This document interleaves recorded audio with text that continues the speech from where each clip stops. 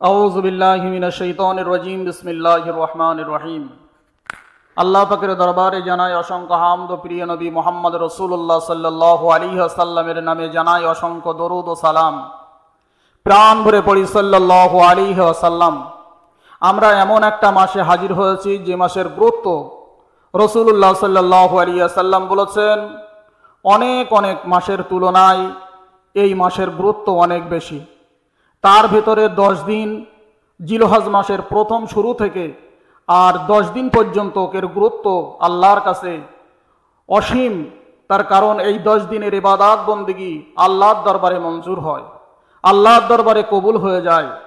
তাই প্রথম দিন থেকে ইবাদত বন্দেগী আমরা যারা করব, প্রথম দিন থেকে ইবাদত বন্দেগী যারা আমরা করে যাব, রোজা রাখবো, নামাজ পড়ব, বেশি বেশি করে দান খয়রাত করব, সেই সাথে সাথে কুরবানি তো যাদের সাহেবে নেসাব যারা, তাদের প্রতি কুরবানি তো ওয়াজিব অবশ্যই।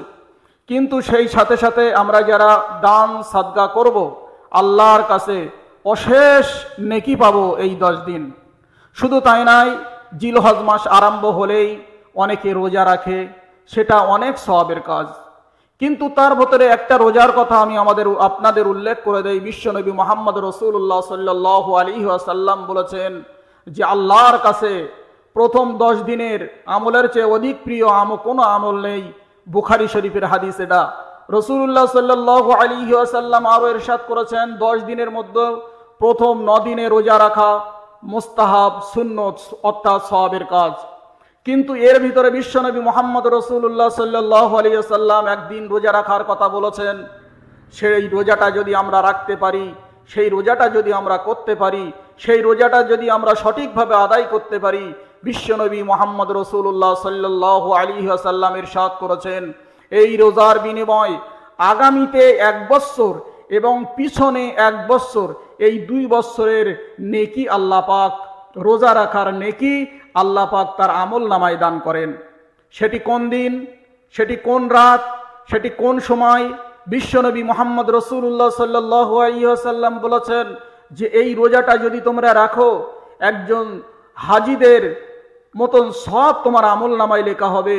শুধু তাই নয়, বিশ্বনবী মুহাম্মদ রাসূলুল্লাহ সাল্লাল্লাহু আলাইহি ওয়াসাল্লাম বলেছেন যে এই রোজাটার এত মূল্য যে বলে বোঝানো যাবে না।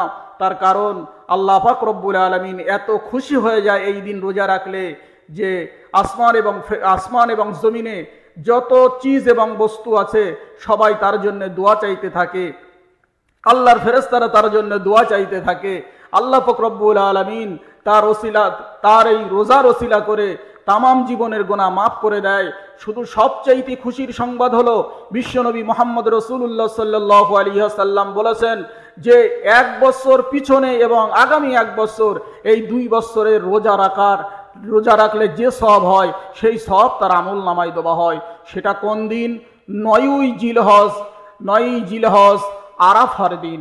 এই আরাফার রোজা সম্পর্কে বিশ্বনবী মুহাম্মদ রাসূলুল্লাহ সাল্লাল্লাহু আলাইহি ওয়াসাল্লাম বলেছেন, তোমরা যদি পারো আরাফার দিনে বেশি রোজা রাখো এবং দান সাদকা করো এবং বেশি বেশি করে আল্লাহর কাছে দোয়া চাও, আল্লাহ পাক রব্বুল আলামিন তোমাদের দোয়াকে কবুল করবে। আমি সকল দেশবাসী, মোমেন, মুসলমান ভাই ও বাবাজি সকলের কাছে কর জোড়ে নিবেদন করি, আমরা যেন আরাফার দিনে একটা রোজা রাখতে পারি।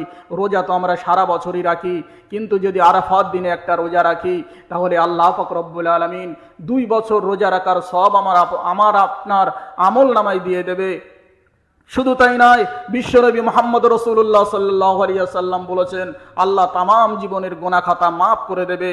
আল্লাহ পাক রব্বুল আলামিন আমাদের সকলকে এই রোজাটা সুন্দরভাবে, সুস্থভাবে রাখার তৌফিক দান করুন। সকলেই বলি আমিন।